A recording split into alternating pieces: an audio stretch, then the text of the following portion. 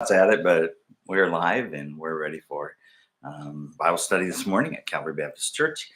I'm sorry, I always have great intentions, and I think, well, I'll study the lesson and I'll do a video on it even when I'm gone, so that I'll have something. And on Sunday morning, that doesn't always work out, especially last Sunday morning.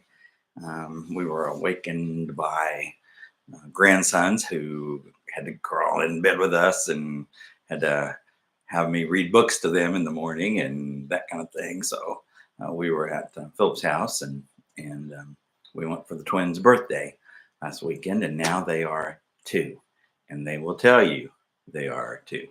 So that's pretty exciting. Anyway, we had a good time.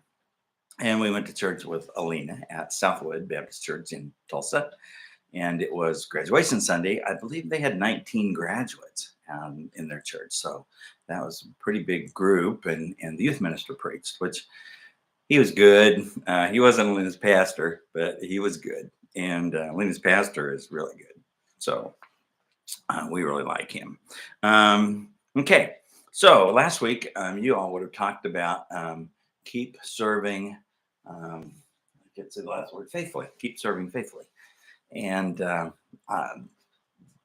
we've been looking at Christ's return, living with the end in mind, and Jesus teaching to his disciples from Matthew 24 and 25. And we've been up to this point in Matthew 25. Now we're finally going to get to Matthew 24. Now we're getting to Matthew 25.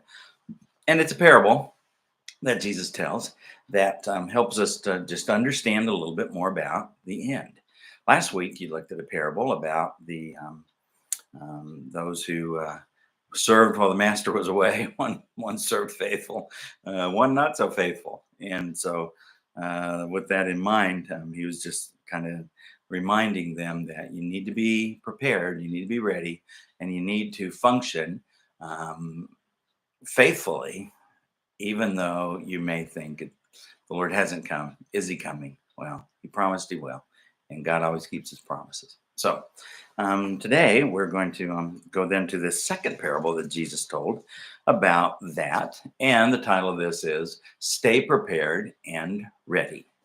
And so Jesus told this other parable about being ready for his return. And I think it's a good one. It's probably a good one for me because, Ellen's always said our last name is a typographical error, that instead of being Lane, it should be Late. That I'm always late, and I am often late. I'm not very often early, but I try to be. Sometimes things just don't always work out. But to be prepared and to be ready and to be under control when things are happening. Some things you can prepare ahead for. Some things you can make sure that everything's right and ready for. There are some things in life that you just have to trust to a last second detail and hope that it works out.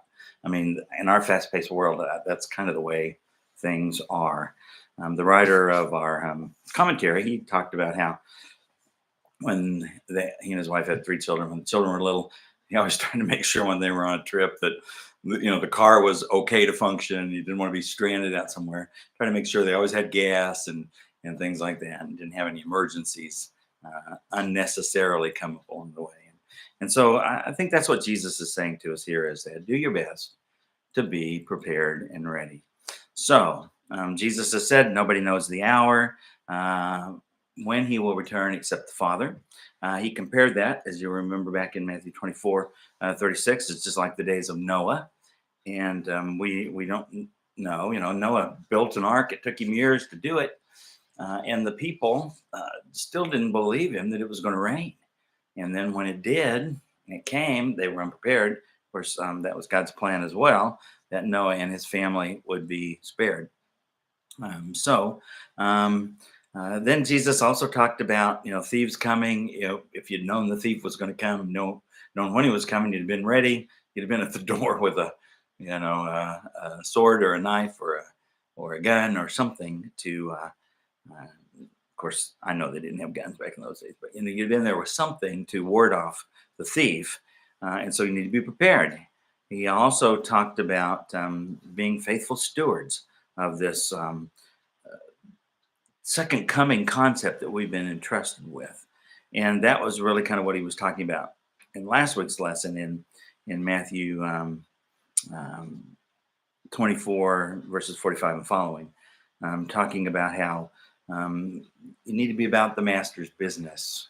You need to be doing faithfully what you're supposed to be doing, um, and not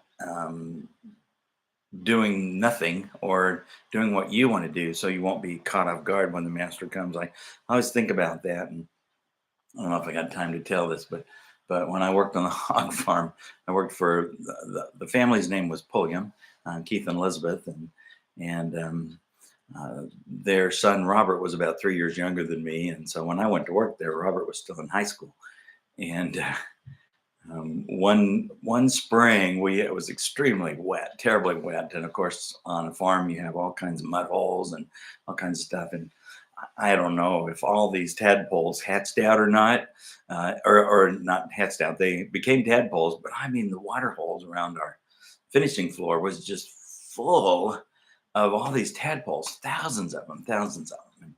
And one day, um, Robert and I, we'd been overfeeding or doing something, and I'm sure we were supposed to be back at either another place or back where we were. And for some reason, we just kind of stopped and goofed off, messed with the tadpoles, probably about 45 minutes or an hour. I mean, it was just well, anyway, the boss, Keith, Robert's dad, came to look for us. And he wasn't very happy with us. And then I was kind of embarrassed myself. I wasn't very happy with me either that I'd let us, get in that place where we played with the tadpoles. Anyway, I actually, we kept our own hours. And when I went to turn my hours in to get paid, I said, the hour that I wasted of my time was, your time. And the hour that you worried about me and had to come get me, I'm not charging you for 2 hours. I can't remember how he worked that out, but I tried to be honest with him in that. Anyway, we do need to be prepared, and we do need to be ready. We do need to do what we know the master says. And then we come to this last parable that Jesus tells about the second coming in Matthew 25. And so let's just begin there and read from verse 1. It says, "At that time, the kingdom of heaven will be like 10 virgins who took their lamps and went out to meet the groom. 5 of them were foolish and 5 were wise. When the foolish took their lamps, they didn't take oil with them, but the wise ones took oil in their flasks with their lamps. When the groom was delayed, they all became drowsy and fell asleep." I just want to clarify here before we start. These weren't, these were 10 virgins. These weren't brides who were looking for a husband, even though, well, that might be a good place to find a husband at a wedding celebration. I don't know. Get them when they're in a marrying mood. Weddings always make me kind of sentimental. Ellen always thinks I'm nicer after I do a wedding. By the way, I have a wedding tomorrow afternoon, just so you know. Maybe Ellen will get some nice treatment. I don't know. Anyway, but and I've heard lots of preachers when I was a boy say that, these were brides, and they weren't. There was already a bride in this situation. These were virgins who were perhaps waiting for a husband, but they were the ones who were probably friends of the groom, maybe friends of the bride, and they were anticipating the bridegroom coming. They'd already had a ceremony, and now they're waiting for the feast, and they're anticipating him coming so that they can go. Most weddings were held late afternoon or night, and so they're going to, because they worked all day, right? They were diligent people. So they're going then to go and have a celebration, have a party. Well, traditionally, the young women, they were the keepers, so to speak. So they had the responsibility of taking the torches or taking the lamps in order to light it so they could have a great ceremony, have a great celebration. By the way, in case you hadn't thought of this before, when Jesus turned the water into wine, it was probably at night. So, I don't want you to dwell on that too long, but because it was the wedding feast, it was the wedding ceremony, it was more than likely at night when that happened, when he turned the water into wine. So even more so, they brought him barrels of water and or jugs of water, and he turned it into wine, and would there even been much light to see? Who knows? But at least they knew that Jesus wine was better than the best that the family of the bride had for the feast. Okay, so anyway, um, we read this passage and we see that there were five wise ones who anticipated that it might take longer than expected. Were these maybe older virgins? Were these maybe older young women who had experienced this before? Or maybe they were ones who'd already been caught without enough oil. Because while you might have a schedule that says the wedding's going to go off like this, and there's usually a hitch somewhere in a wedding. And I always one of the things that I think is a hitch is if somebody drops the rings. I always tell people, I'll go get them. I'm accountable for the rings. Don't everybody butt their heads together when we're going for the rings. And so I had to remind this couple, it's going to be an outdoor venue, but I had to say to them, everybody stand and smile. You're there to look pretty. People want to see you, but I'll take care of the rings. Me and the ring bearer, we got it covered. So anyway, it doesn't always go as you might think. It's an ad lib thing, so to speak, or it's you can plan it all you want to, but then something can happen. And when things go off without a glitch, you might kind of wonder. Anyway, so the wise ones took oil in their flasks with their lamps. And then when the groom didn't come to call them to light the way for them to go and be the spotlights for the feast, why they got drowsy and they fell asleep. And you might think, oh, come on, couldn't they stay awake? It's the same concept that Jesus was talking about that happened just not very long after that, when he and the disciples were in the garden praying, and he took Peter, James, and John on a little deeper with him, and came back 3 times and they were asleep. So it's uses the same thing, that they were becoming drowsy and they fell asleep there. So how it worked was, when times were ready, when things were good, everything was set. By then they came, and the bridegroom, the groom of the man who was getting married, came, and he called these who would light the way to come and go with him. And then they needed to have enough oil for their torch or for their lamp to be able to light all the festivity until morning, because sometimes they were pretty big celebrations and they went until morning. Well, anyway, so these young women, 5 of them were prepared. They brought extra oil. 5 of them weren't. And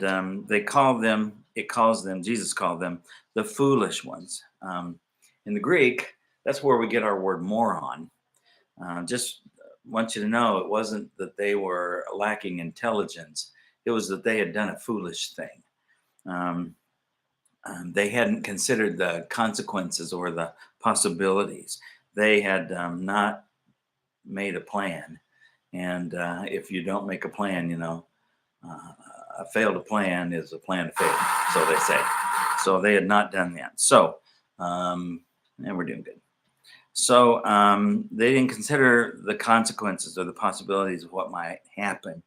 So they were the foolish ones, but there were also the wise ones. And the wise ones used their minds to apply the knowledge that they had in any situation. Wisdom doesn't mean that you have to be, high IQ. Wisdom means that you have to be able to take what knowledge you have and use it for your best ability, and or to your best ability. And so we can not be the brightest penny in the piggy bank, so to say, and yet we can still do wise things in life if we take what wisdom we have or what knowledge we have and we use it in the right way. So they had the knowledge, they didn't use it. And so preparedness is important, isn't it? And what does it do? Well, it not only is an embarrassment to them, but it's an embarrassment to the groom and to the bride. We don't know who had selected them maybe to do this. We light candles in our wedding ceremonies, And you have to choose a candle lighter, you know. Sometimes that's young gals, sometimes it's a combination of gals and guys who are meaningful. I've even seen, or I've done weddings where the mothers just lit all the candles. And I think that's kind of a cool thing too. But,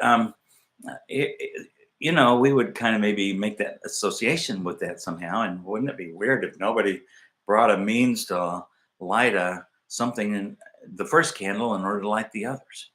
We just wouldn't be prepared, would we? And so we'd have to do something else to do that. I was actually at a wedding one time. I don't think it was one I was doing. I'm pretty sure it wasn't, but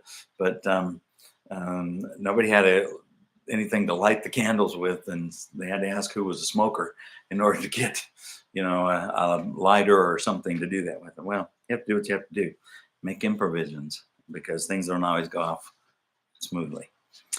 So I I think we learn from that it's better to be prepared. It's better to be um, to the best of our ability to do what we can, and in life, but also for the coming of Christ. That's what Jesus is really talking about. When He comes again, will we be prepared? 5 wise women were ready. Um,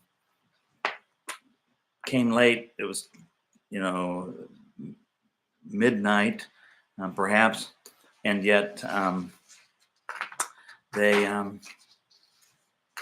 5 were not ready, and so we have to kind of make provision for those kind of things. Well, then we look at verses 6 through 9, and we see that it really is a personal responsibility that we prepare for Jesus' return.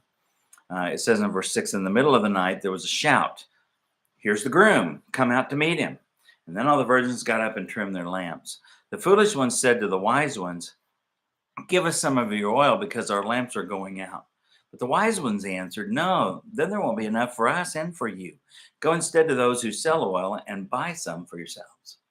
So they were basically saying, well, it'd be good to have a lot of light for a little while than to have a little light for a long while. And the wise ones were saying, no, that's not true. It's better to have some light for the duration of whatever this may be, as opposed to having limited light or no light at the end because we don't have enough oil. So here comes the groom coming out to meet him. It says it's the middle of the night, probably around midnight. Is how most would say that expression could be understood. And, more than likely they would have expected him to have been there before that, but he wasn't. And so when they herald that he is coming, when they proclaim he's on his way, then you trim your wicks or you trim your lamps and you get ready to go and make sure it's got plenty of oil on it for now. And then you go and you do it. A poor trimmed lamp won't burn well. So you got to make sure that all is done and taken care of. But the foolish ones, they hadn't prepared for the groom's delay. And so therefore they'd assumed, even though this was the schedule, that's how it ought to be, but that wasn't the way it was it? And so they found themselves unprepared. We all must make an individual choice of what we will do with Jesus, whether we'll choose to follow him and to what degree we'll choose to follow him. How faithful will we be? How loyal? How much? Will we make Jesus our all? Or will we hold back some of those corners of our life and keep them for ourselves rather than surrendering everything to him? It is everyone's personal responsibility to prepare for his return. And how do we prepare? We prepare by inviting him into our lives, by surrendering our will to his, and then by serving him to the best of our ability until he comes again. Last week, the lesson was about the faithful and the wise servant and the wicked servant. And the wise servant occupied himself with the master's work. The wicked one took advantage of the master's delay, and in doing so, he reaped disaster upon himself. So in this parable, 5 women ready, 5 were not. And, some might say, well, those who wouldn't share their oil were just being selfish. No, They were being practical. And again, they wanted there to be enough light for the whole celebration. They didn't want it to go dark. They didn't want it to be a reflection on them, that they were not prepared. We don't know what's going to happen in life. Life's full of challenges, and there are just things that you can't always prepare for. But we do need to be trusting that God will help us through no matter what. And we do need to do our best to prepare to take care. And then the last passage, when they had gone to buy some, this is from verses 10 to 13. The groom arrived, and those who were ready went in with him to the wedding banquet, and the door was shut. Later, the rest of the virgins also came and said, Master, Master, open for us. He replied, Truly, I tell you, I don't know you. Therefore, be alert, because you don't know either the day or the hour. And so what is Jesus saying here? He's just saying, don't be foolish. Because they went into the celebration, the door was shut, and then when they finally got oil and could go in and help light the celebration, they weren't allowed to come in because the party's already started. It's already going, and you can't get in at this point.